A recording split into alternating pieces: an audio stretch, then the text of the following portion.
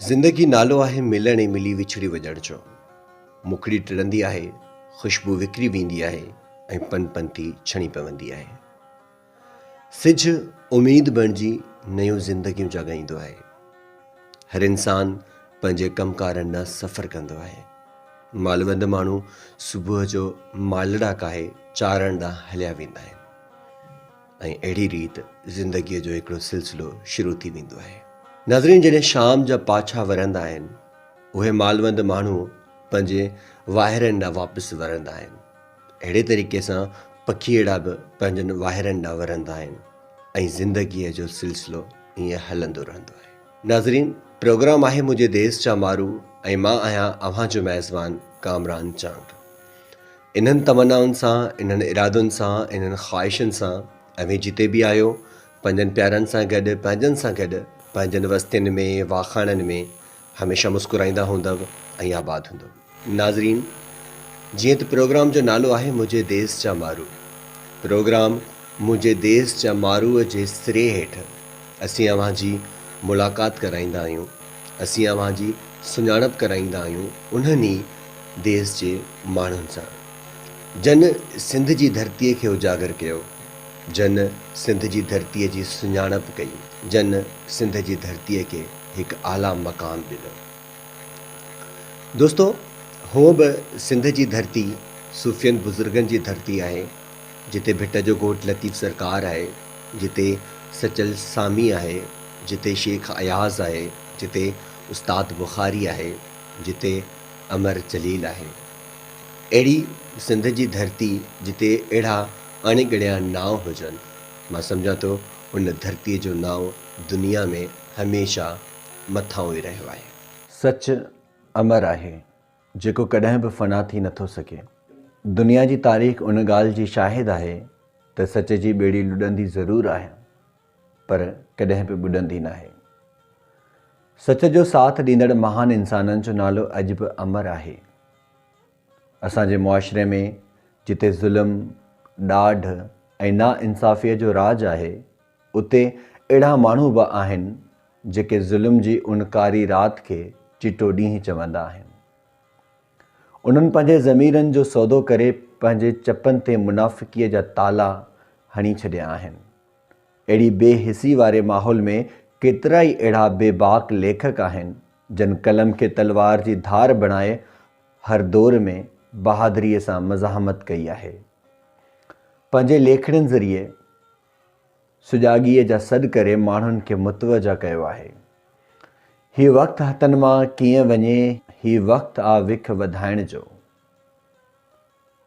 हा मोटण महणो था सम्झूं, हीउ वक़्तु आ क़िस्मत ठाहिण जो। जन अदीबनि कलम ज़रिए पंहिंजे हाकारी किरदारु निभाईंदे माण्हुनि में जोश, विलविलो, जागृता ऐं जज़्बो पैदा करे खेनि इहो अहसासु ॾियारियो त ज़ुल्म ऐं ॾाढ जे कोटनि खे ॾाहे पट करण लाइ अॻिते वधणु घुरिजे ऐं सिंध जे हक़नि जी लताड़ कंदड़नि खे लताड़े विझिजे। अहिड़नि बाज़मीर, जुरतमंद ऐं बेबाक लेखकनि में सिरेदार सच जो झंडो फड़काईंदड़ अदीब अमर जलील जो नालो इंतिहाई मथां ऐं मोतबर आहे, जंहिं हिन धरती वासियुनि खे पंहिंजे लेखणियुनि ज़रिए रोशनीअ जो राहूं ॾसियूं ऐं हर ॾाढ ख़िलाफ़ मज़ाहमत कई।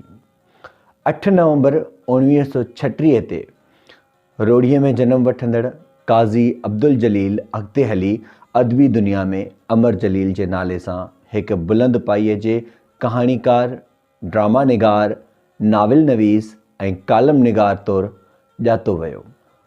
माण्हू जंहिंजे लेखड़ियुनि जा दीवाना बणिजी विया, उहे संदसि लिखियल कहाणियूं हुजनि, कालम हुजनि, ड्रामा हुजनि, नाविल, अमर जलील जे लेखड़नि में पंहिंजो अलॻि नशो आहे जेको रूह खे राहत ॾिए थो।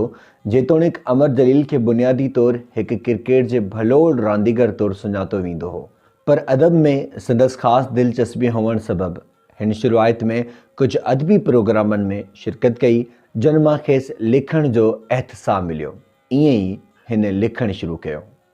अमर जूं कहाणियूं जॾहिं मुख़्तलिफ़ रिसालनि में छपजणु लॻियूं त खेसि भरपूर मोट मिली, छा लाइ त हिन जे लिखण जो अंदाज़ कुछ मुख़्तलिफ़ ऐं गैर रवायती हो, या खणी ईअं चइजे त हिन पंहिंजो हिकु अलॻि अंदाज़ मुतारिफ़ करायो, जंहिं अंदाज़ सबबि ई हर पढ़ंदड़नि जो महबूब लेखक बणिजियो। अमर जलील जी मुशाहिदे वारी अखि तमामु गहरी आहे, जो हू हर चुरंदड़ पुरंदड़ शइ ते नज़र रखे थो।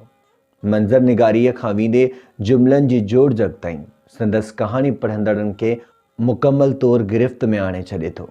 हिन पंहिंजे कहाणियुनि में अक्सर समाज जे पीढ़ियल तबिके खे मौज़ू बणायो आहे ऐं रवानी ज़िंदगीअ जे नंढड़नि नंढड़नि वाक़िअनि खे अहिड़ी महारत सां पेश कयो आहे जिन ते असांजी तवजो घटि या न हुअणु बराबरि हूंदी आहे। नंढड़ा वाक़िआ असांजी ज़िंदगी ते केतिरा ई असर अंदाज़ थियनि था, सो अंदाज़ो अहिड़ियूं कहाणियुनि खे पढ़ी ई करे सघिजे थो। हुए बि कंहिं लेखक जो मुशाहिदो आम माण्हुनि जी भेट में वधीक हुजे थो, जो हर शइ खे परखण बाद ई उन ते राय ॾिए थो या उन जो को नओं पहलू निर्वार करे थो। अमर जलील पंहिंजे लफ़्ज़नि ऐं जुमलनि खां तीर ऐं खंजर जो कमु वरितो आहे। उन्हनि तीरनि जो रुख हमेशह उहो क्लासी रहियो आहे जंहिं मिसकीन ऐं अबोझ माण्हुनि जो रतु चूसियो आहे। अमर जे लिखणनि जो अंदाज़ सिधो दिलि ते असरु कंदड़ आहे। जेके माण्हू दिलि ऐं दिमाग़ खां ख़ाली शीशनि जे महलनि में वेही सभु ठीकु आहे वारो राग ॿुधण जा शौक़ीन आहिनि, उन्हनि ते ई अमर जलील जे लफ़्ज़नि जा बम किरनि था ऐं उन्हनि ते ई अमर जलील हमिलो करे थो पंहिंजनि लफ़्ज़नि ज़रिए।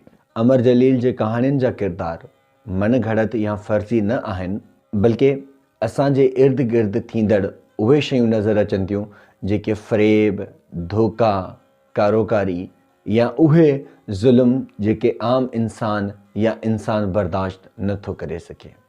नामियारे अदीब ग़ुलाम मोहम्मद गिरामी अमर जलील बाबति राय ॾींदे लिखियो आहे त अमर जलील जो फ़न हर दौर जे मासिर फ़नकारनि में इनफ़रादी असलूब ऐं तासिर अंदाज़ पैदा करे थो, जंहिंखे महसूस करे सघिजे थो पर बयानु नथो करे सघिजे। किन जायुनि ते कुझु दोस्तनि खे, कुझु माण्हुनि खे अजनबियत जो अहसासु ज़रूरु थींदो जॾहिं उहे अमर जलील जा कुझु लफ़्ज़ पढ़ंदा। अमर जलील पंहिंजे अंदरि हिकु तहरीक आहे।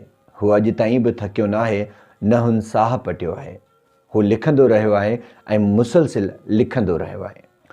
अमर जलील केतिरा ई ड्रामा लिखिया, अमर जलील केतिरा ई नज़म लिखिया, केतिरा ई नाविल लिखिया ऐं केतिरियूं ई अहिड़ियूं तल्ख़ हक़ीक़तूं लिखियूं।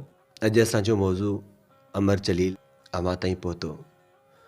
अव्हां पंहिंजी राय ज़रूरु ॾिजो।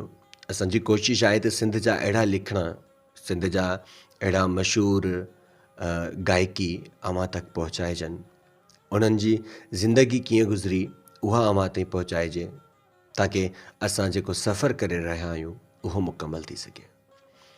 दोस्तो, पंहिंजे मेज़बान कामरान चांद खे ॾिजो इजाज़त। वरी कंहिं ॿिए अंदाज़ सां, कंहिं ॿी शख़्सियत सां गॾु अव्हां लाइ हाज़िर थींदासीं। तेसीं ताईं मूंखे ॾिजो इजाज़त। अलाह निगहबान। ऐं हा, दुआउनि में न विसारिजो ऐं नंढड़ी रिक्वेस्ट त असांजे हिन चैनल जी स्टूडियो खे ज़रूरु सब्सक्राइब कजो, ताकी अव्हां जो प्यार असां ताईं पहुची सके। अलाह निगहबान।